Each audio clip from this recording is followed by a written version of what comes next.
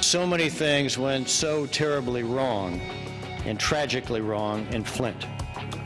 Now at Fox 17 News at 5 o'clock, Attorney General Bill Schuette announcing criminal charges in connection to the Flint water crisis. We are live with team coverage tonight and how the community is reacting. What made her so special to you? She had red hair just like me. This is important, isn't it? This is important. Awesome. Yeah. Can I lose the microphone now? Yes, absolutely. The youngest survivor of the shooting in Kalamazoo, keeping her positive attitude and smile. We'll hear from her parents and tell you what's next in her recovery now that she is finally home. After a long stretch of warm, dry weather, a few rain showers are in our forecast beginning tonight. That forecast just minutes away. It's overwhelming. It's, it shows the kindness that people have in their hearts. And it's a story we brought you a week ago. A 10-year-old boy with a medical emergency in need of a special flight home back here in West Michigan. Well, he and his family arrived home today. From the station with the most local news, Fox 17 News at 5 starts right now. We allege and we will prove that Mr. Bush and Mr. Prisby altered test results, which endangered the health of citizens and families of Flint. And these people that they set up here and prosecuted today, these people are low levels. They could not make the choices that were made here in Flint that caused this disaster. Well, and this is only the beginning. That is the words today from State Attorney General Bill Schuette, officially filing the first criminal charges in the Flint water crisis. Thanks for joining us tonight. I'm Derek Francis. And I'm Michelle DeSalms. First at 5, several of those charges include felonies, which could mean potential jail time. And tonight we have team coverage from Flint. Taryn Cunningham spoke with the city's mayor and the people who live in Flint to hear about how they feel about the news today. But we first start off with Fox 17 political reporter Josh Sadorowicz joining us live. And Josh, certainly some serious charges here, not to be taken lightly.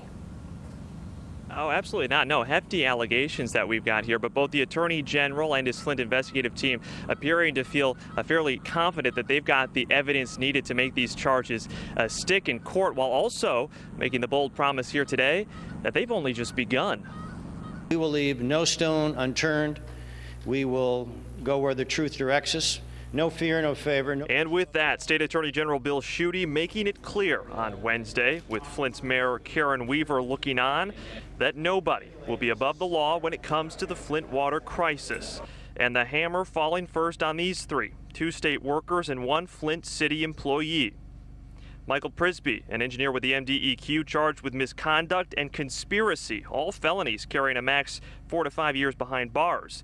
He and MDEQ Supervisor Stephen Bush in the same boat, also facing misdemeanors for not following the Safe Drinking Water Act. Both accused of failing to order the now much talked about corrosion control be used to protect the lead pipes from leaching. And then there is Michael Glasgow, formerly with the city's water department. He's charged with knowingly tampering with lead test results.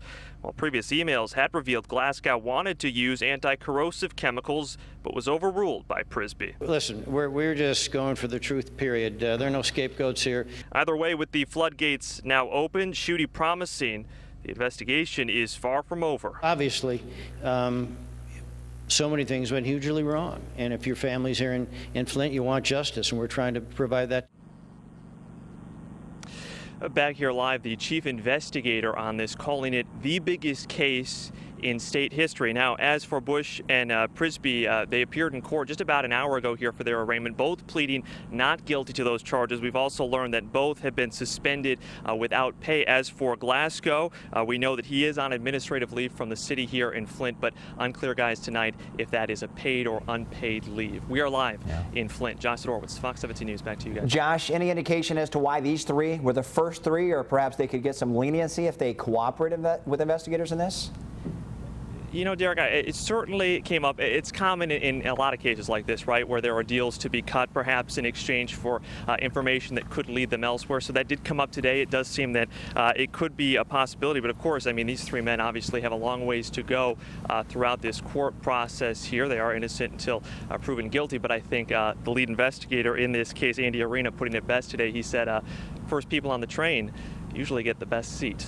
Interesting. Back to you guys. Thanks to that, Josh. Well, with the Attorney General implying that there could be more charges to come, a lot of people wondering if Governor Snyder's on that list. At today's press conference, Bill Schuette would not say whether the governor has even been questioned in the investigation, but the governor cleared that up just a short time ago in a press conference of his own. With respect to this investigation, I have not been questioned or been interviewed at this point in time. Our office has been cooperating, as I mentioned earlier, with this investigation. And so I think it's critically important that these investigations go forward, that as they find potential issues of wrongdoing, they be brought forward, that we go through the due diligence and the due process of determining what actually happened. Well, the governor today calling those charges, quote, deeply disturbing. He said he will continue to cooperate with the investigation because he said the people of Flint deserve the truth. Brandon Dillon, the chair of the Michigan Democratic Party, released a statement on the charges today saying, quote, anyone involved in causing the Flint water crisis deserves to be held accountable. However, if the charges filed by Bill Schuette today are the extent of his so-called investigation, then justice has not been served. And as the reaction to the charges continues to come in tonight, there are thousands in Flint who are still dealing with the effects of that ongoing crisis. Fox 17's here in Cunningham, continuing our coverage now from Flint after talking with people there. And Darren, how are they feeling about this tonight? Well, good afternoon. Residents here say they want to see the appropriate people held accountable for this mess, but they say the charges filed today, well, they don't feel that those charges accomplish that. Instead, they're telling us they feel that the three men who have been charged are rather scapegoats who are just doing what they were told. Now, the people I spoke with think there must be someone higher up in government than these men who knew what was happening in their community and instead turned a blind eye. A few people showed up with signs outside the banquet center where the Attorney General made his announcement, protesting not only how the crisis unfolded, but how the investigation into it has been handled. Many say they are still scared to drink or bathe in their water, and despite the efforts being made to fix the problem now, the damage is already done. They're kind of taking this seriously, but it's not really serious enough.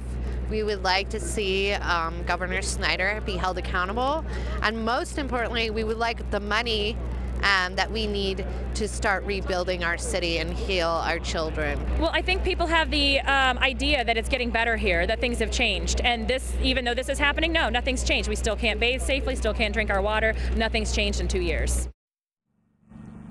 And as we mentioned, Attorney General Schuette says that no one and nothing is off limits. However, the people here are skeptical that he will take this investigation to the governor's office. Live in Flint, Darren Cunningham, Fox 17 News. Darren, thanks. Fox 17 is live through 7 o'clock with more reaction from Flint. You can also get up-to-the-minute information on our website, fox17online.com. We are also following breaking news tonight as a second suspect has been arrested in the death of a 22-year-old man from Muskegon County. Jalen Travis was arrested in Cincinnati, Ohio today. Now faces charges of open murder and armed robbery. Police have been looking for him since early this month when Charles Cutie was shot and killed outside of Sam's Drink All Party store in Muskegon. The other suspect, Corey Birch, is already in custody in this case. Police now working to extradite Travis from Ohio. Kevin Craig in the Weather Center right now tracking our forecast. Looks like some rain's coming our way, Kev. Yeah, we can already see that showing up on radar. We'll show you the radar picture here in just a second. Thanks, Derek. Good evening, everybody. Welcome to a Wednesday already. Let's take you on the tour of some webcams around the Great Lakes to kind of give you a flavor of what's going on in our region. Mainly cloudy skies in Chicago. They might have a couple of sprinkles out there, but the visibility is still good. Up in Marquette, Northern Michigan University, up in the UP, they've got some blue sky and sunshine up there. Thunder Bay in northeastern Lower Michigan, around Alpena. You can see some blue sky in that shot. South Haven on the pure shot there. Mainly cloudy skies, but dry conditions there. Speaking of dry conditions, mainly dry conditions across West Michigan right now, but off to our south and west across the southern base of Lake Michigan, you got a couple of sprinkles, a light shower working in. I will tell you folks this, if you're watching saying, hey, my kids have some sporting events going on tonight, they're going to be playing soccer, baseball, lacrosse, whatever it is, you'll be fine in most locations. I think across our extreme southwestern counties, Van Buren, Berry, and Cass, you might have a couple of light rain showers in, but frankly, it'll be light enough that you can play through. But if you're getting up towards Holland, Grand Haven, Grand Rapids, Ionia counties to the north, you'll be fine all the way till probably about 9 o'clock. I wouldn't expect any rain showers in here until probably around or after the 9 o'clock hour. Bulk of the rain sitting well off here to our south and west with this area of low pressure, but there's a front extending from that low, and some of this moisture is going to try to be flung up in our area. It's still about another 4 hours or so away from the Grand Rapids metro area and points further to the north, but by and large, I think most of our area is going to be fine through the evening hours. If you've got some outside activity, want to cut the grass after work, or you've got the kids with some sporting events going on. Temperatures are very comfortable, a very mild mid to upper 60s to even low 70s. You got to love that, considering the average high for this time of the year today is 60 degrees. At 68 degrees, I think we'll be around 7 o'clock with partly cloudy to partly sunny skies, mainly partly sunny. The clouds thicken up, mostly cloudy. 9 p.m. still in the low 60s and still mainly dry. We'll have the chance of showers as we start getting after the 9 o'clock hour and in through the overnight hours. And actually, our overnight low temperatures are going to be mild in the mid 50s. What happens after that? Weekend's just around the corner. We'll take a look at that part of the forecast right into the beginning of next week. All coming up in just a few minutes. Derek, Michelle? It was bad luck it happened, but it was good luck that it happened near a trauma center. It was good luck it was cold that night. It was good luck that she was found quickly. It was good luck that the bullet took the precise path it did. It has been 2 months exactly since the shooting rampage in Kalamazoo that left 6 dead and 2 others critically hurt. And tonight, the youngest survivor is home with her family. Andy Satowski has more on Abigail Koff's graduation from Mary Freebed and what's next in that recovery. 14-year-old Abigail's spirit and determination has been a true inspiration as we followed her recovery over the past 2 months. And today, that smiling face we've all come to recognize is leaving Mary Freebed to go home with her family.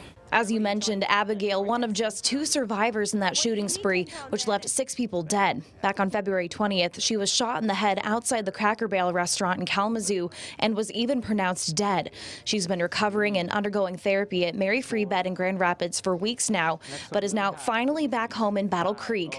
And tonight we're hearing from Abby's mom and dad, who say they're proud of their little girl for working so hard every day to get herself back to where she wants to be. It's wonderful. I mean, she's an amazing kid, especially when you're told that she might be brain dead or that she might not make it. And to see her walking and talking and doing therapy the way she is, and she's thriving at it, it's amazing. The Koffs say there are still a lot of unknowns ahead as Abby continues her outpatient therapy. They will have to remodel their home, taking out the stairs to make it easier for Abby to get around.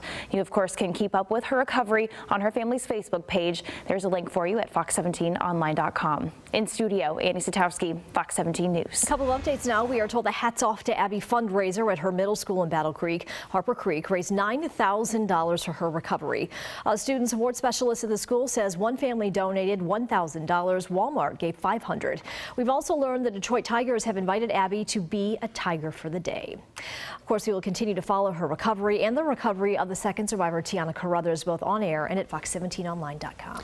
Meanwhile, the man charged in that shooting rampage expected in court this Friday to determine if he is competent to stand trial. Jason Dalton now facing 16 criminal charges in connection to the February 20th shootings. Investigators say he was working as an Uber driver that night, taking fares in between those shootings. He told investigators the Uber app on his phone influenced him.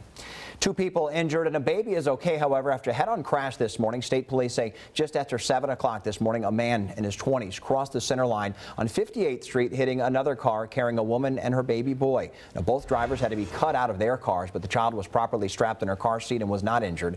The man was airlifted to the hospital while the woman was taken in with non-life-threatening injuries. Police say distracted driving is being investigated so far as witnesses claim the man swerved and never slowed down. A man seriously hurt after being thrown from his car during a crash early this morning. This happened in Grand Rapids about 1 near Nealon and Watkins on the southeast side of the city. Police say they saw the speeding car before losing control. He was taken to the hospital in critical condition. 2 people are recovering after being pulled from a house fire late last night that killed their dog. Officials say 4 departments are fighting that fire at the home on East Y Avenue in Vicksburg for more than 3 hours. The 2 rescued were taken to the hospital to be treated for smoke inhalation. The house is considered a total loss. No word yet on a cause. Well, a man from West Michigan has recovered after doctors confirmed he caught the Zika virus while visiting Honduras this winter. A health official tells us the young man visited the country in late January and started seeing symptoms after returning home to Newaygo County. We're told doctors ran tests and the CDC confirmed those results just last month. Zika virus most commonly transmitted through mosquito bites and has been prevalent in Latin American countries so far. Just getting started tonight on Fox 17 News at 5. Still to come tonight, a Marine veteran finding a passion and outlet in bicycling, but his custom bike was just stolen. We'll share that story. Kids at one Grand Rapids school getting a special visitor this afternoon. Which Detroit Lions player showed up, hoping to inspire kids to get active this spring. It was just great to see them and know that they're home. And a boy greeted by his teacher and some classmates today as he landed back in West Michigan for more treatments. The update on the 10-year-old story coming up after the break. You're watching Fox 17 News.